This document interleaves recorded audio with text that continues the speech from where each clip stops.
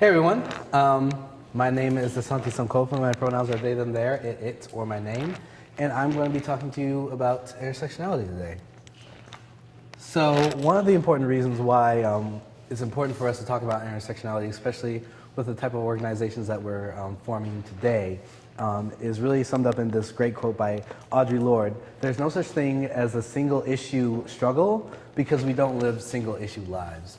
That's going to be illustrated a lot later.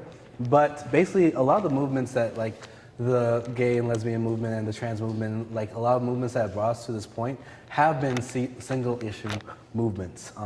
We see this with the suffragettes, and we saw it with the civil rights movement.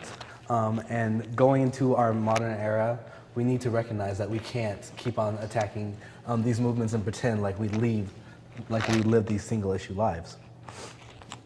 So today we're going to be talking about identity politics, what intersectionality looks like in our movement, and then we're going to be doing an activity to wrap all this up. So to really understand intersectionality, we do really need to talk about intersectionality, identity politics.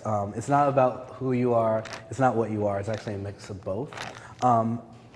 Identity politics can be incredibly messy, and a lot of messy things that you'll see happening in our movements are mainly due to identity politics.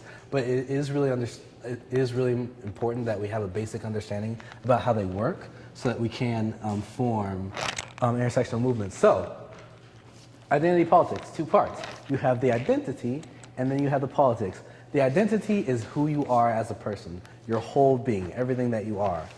The politics come in around these things I call lowercase I identities. These are who your family are, what race you are, your sexuality, your gender, and lots of other things. Like, you have a family, like you are someone's child, you are someone's sibling probably, and ultimately this is like a little model of who you are. You have your whole identity, and within you are all these little identities. But it gets complicated.